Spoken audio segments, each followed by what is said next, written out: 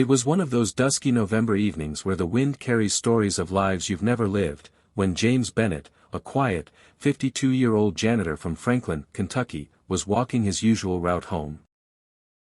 Past the rust-stained fences of Lincoln Middle School, under the crunch of maple leaves on Sycamore Lane, and over the rickety old Coldwater Creek Bridge, a path most townsfolk avoided after sundown, but James cherished the solitude, the sound of water flowing like the passing of time, reminding him that even stagnant pain finds a current to carry it forward, because pain was something James knew intimately, having buried his only son, Tyler, a decade ago after a brutal and rare blood disease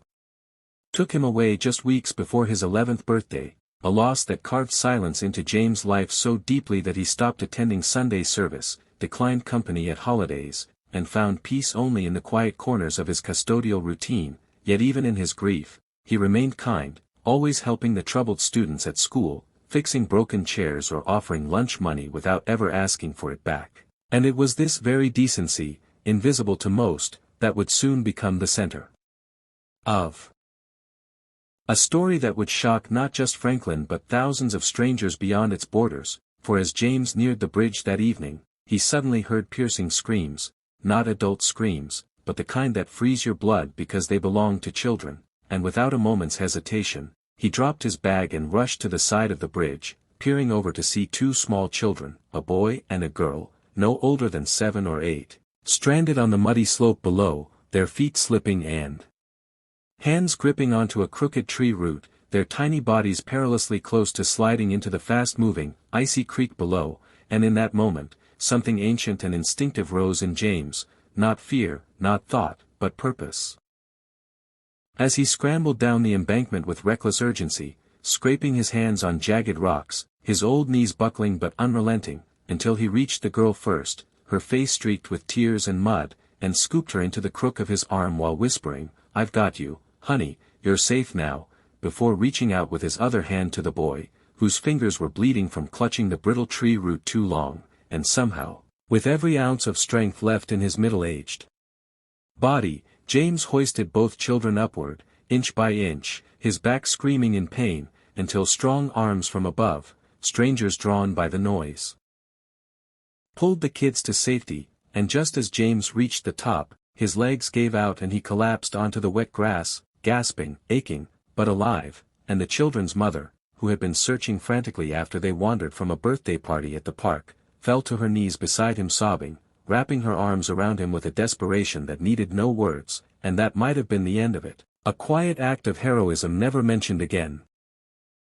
But someone had recorded the moment, and within hours, the video went viral, first across town, then statewide, then nationally, with headlines like, "Humble Janitor Risks Life to Save Strangers' Kids," flooding timelines, and suddenly James, the man who hadn't spoken to the media in a decade, was being interviewed by local TV, praised by mayors and teachers, even invited to appear on morning talk shows, though he declined every offer, simply saying, "I did what any father would do," but what he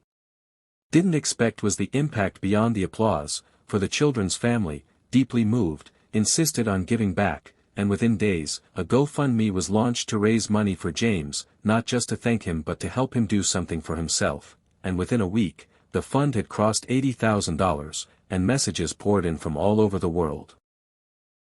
Single moms saying he gave them hope, veterans saying he reminded them of courage, and children writing thank you letters with crayon hearts, but most surprising of all was a letter from a nonprofit grief retreat center in Colorado, inviting James, free of charge, to join a healing program for parents who had lost children, and at first, he resisted, unsure of what digging up old grief could accomplish, but one evening, as he sat by the photo of his late son, he whispered, "Maybe it's time,"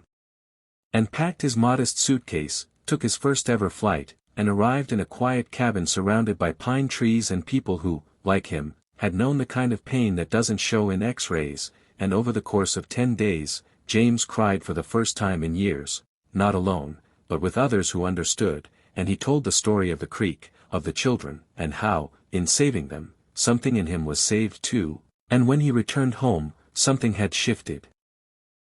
Not drastically, but like a window opened slightly after years of being shut, letting in just enough light to grow something new, and so James began showing up more, not just at work, but in life, volunteering at the town's youth center, mentoring teens who'd lost their way, fixing their bikes, helping with homework, or just listening, because he knew the power of being heard, and soon, Mr. Bennett became a fixture in dozens of young lives, the kind of steady presence that kids remembered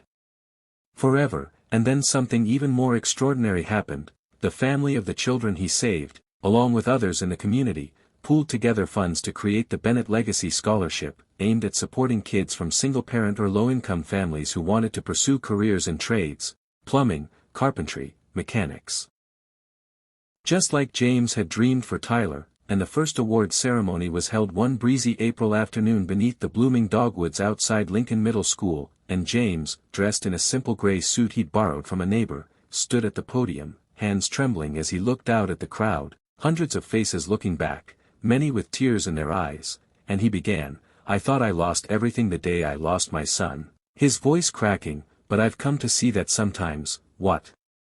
we lose returns in ways we never imagined, through the lives we touch, the children we save, and the hope we give when we choose to keep living." And as the crowd rose to its feet in a standing ovation, James felt something he hadn't felt in over a decade, not just relief or gratitude, but joy, pure, unfiltered joy. And over the months that followed, the story of James Bennett continued to ripple outward, inspiring donation drives, school programs, even a feature in a national magazine titled "The Janitor Who Saved More Than Lives," and yet he remained unchanged, still humble, still walking that same path home across Coldwater Creek. But now, when children passed by, they waved, when neighbors saw him, they nodded with respect, and every time he crossed that bridge, he paused for a moment, looked down at the water, and whispered, "Thank you," because he had learned that sometimes, in trying to save someone else's child, you end up saving yourself, and that the echoes of kindness, once released, never truly fade. They travel in whispers, in footsteps, in letters, and in lives made better because one man chose to act, not for fame or recognition, but simply because it was the right thing to do, and that, more than any headline or medal, is what made James Bennett a true hero. Not the day he risked his life, but every day afterward, when he used that moment as a beginning, not an end, to become the kind of person who makes the world softer, safer, and more deeply human.